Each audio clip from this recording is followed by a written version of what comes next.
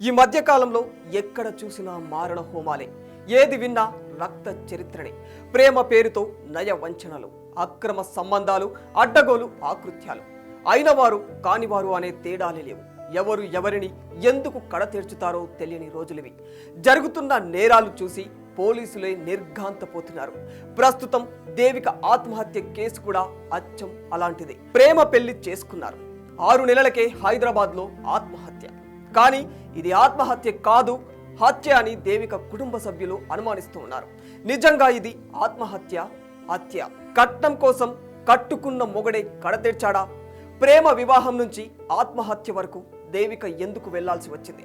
ఇంతకీ ఈ ప్రేమ కథా చిత్రంలో విలన్ ఎవరు? ఇక వివరాల్లోకి వెళితే, వరకట్నం వేధింపులు రోజు రోజుకు బాగా పెరిగిపోతూ ఉన్నాయి.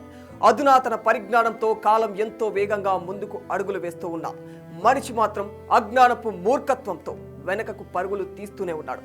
వరకట్న వేధింపులతో సతీ సహగమనం నాటి కాలానికి ఇంకా అద్దం పడుతూనే ఉన్నారు.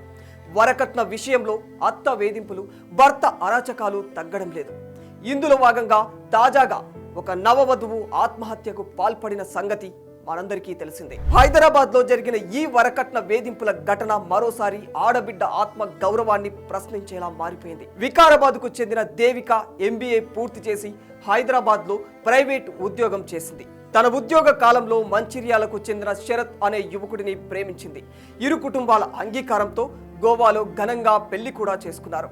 పెళ్లి తర్వాత హైదరాబాద్ లో రాయదుర్గంలో ఓ ఫ్లాట్ లో నివాసం ఉండసాగారు. పెళ్లి చేసుకున్న 2 నెలలు ఇద్దరి జీవితాలు ఎంతో సాఫీగా సాగాయి. చిలక గోరింకల్లా అన్యోన్యతకు అద్దం పట్టారు. అంతలోనే ఎవరి దిష్టి తాకిందో తెలియదు. కానీ రాను రాను ఇద్దరు గొడవలు పడటం స్టార్ట్ చేశారు. అయితే పెళ్ళైన 2 నెలల తర్వాత వేధింపులు ప్రారంభమయ్యాయి. మొదట ఎంతో ప్రేమగా ఉండే శరత్ తర్వాత కట్నం కోసం మానసికంగా, శారీరకంగా టార్చర్ పెట్టడం ప్రారంభించాడు. అదనపు కట్నం కావాలని ఒత్తిడి తెచ్చాడు. దేవిక తల్లి రామలక్ష్మి తన కూతురి కోసం 5 లక్షలు 15 తులాల బంగారం ఇచ్చినట్లు తెలుస్తుంది. అయినా అతని కట్న దాహం తీరలేదు. ఇంకా డబ్బు తీసుకురావాలని వేధింపులు చేశాడు.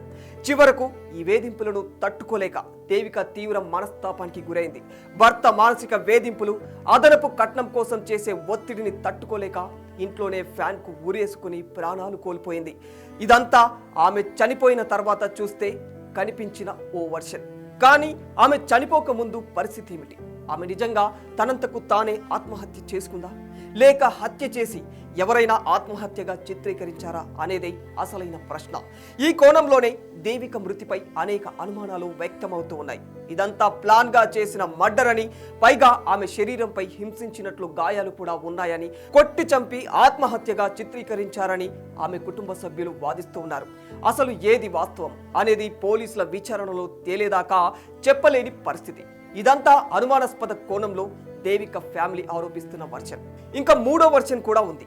ఇదేమిటంటే, కొద్ది రోజులుగా భార్యాభర్తల మధ్య గొడవలు జరుగుతూ ఉన్నాయి అనేది వాస్తవమే అయినప్పటికీ అవి వరకట్న వేధింపుల గొడవలే అని ఖచ్చితంగా చెప్పలేం. ఆ గొడవలకు వేరే కారణాలు కూడా ఉండవచ్చు. ఇక్కడ ఆ కారణం ఏంటనేది అసలైన పెద్ద ప్రశ్న. ఆ ప్రశ్నకు సమాధానం దొరికితే తప్ప ఇది హత్య, ఆత్మహత్య అని చెప్పలేని పరిస్థితి. ఈ విషయంలో కొందరు నెటిజన్స్ స్పందిస్తున్న తీరేమిటంటే, కూతురు చనిపోయింది కాబట్టి ఆ విషయంలో దేవిక పేరెంట్స్ శరత్ను అనుమానించడంలో తప్పే లేదు. కానీ వీరి గొడవలకు కారణం దేవిక సైడ్ నుంచి కూడా మిస్టేక్ ఉంటే, ఇక్కడ శరత్ ఒక ఇన్నోసెంట్ అయితే ఏంటి పరిస్థితి? ఈ కోణం కూడా ఉండి ఉండవచ్చు కదా అనేది నెటిజన్స్ ఆరోపణ. ఏది ఏమైనా ఏదో ఒక విషయంలో మాత్రం వీళ్ళిద్దరూ గత కొంత కాలంగా గొడవ పడుతూనే ఉన్నారు. ఈ క్రమంలోనే ఆదివారం రాత్రి కూడా వారి మధ్య గొడవ జరగడంతో దేవిక గదిలోకి వెళ్లి గడియ పెట్టుకుంది. బయటకి వెళ్లి తిరిగి వచ్చిన శరత్ చంద్ర తలుపులు తట్టినా దేవిక స్పందించకపోవడంతో నిద్రపోయి ఉంటుందని భావించాడు. సోమవారం ఉదయం 10 గంటలైనా దేవిక బయటికి రాకపోవడంతో అనుమానం వచ్చిన శరత్ చంద్ర తలుపులు విరగొట్టి చూడగా ఆమె ఉరి వేసుకుని కనిపించింది. ఇది ఇరుగు పొరుగు వారు, కొందరు నెటిజన్స్ చెప్తున్న వర్షన్. ఫైనల్ గా ఇది వరకట్న వేధింపుల మరణమే అయితే మాత్రం దేవిక మృతి ఒక సంఘటన మాత్రమే కాదు, మహిళలపై తరతరాలుగా పెళ్లి తర్వాత సాగుతున్న చీకటి కోణానికి ఉదాహరణ అని చెప్పుకోవచ్చు. దేవిక కేసు విషయంలో న్యాయస్థానం ఏ విధంగా స్పందించనుందో వేచి చూడాలి మరి. For more videos like this, subscribe Big TV channel.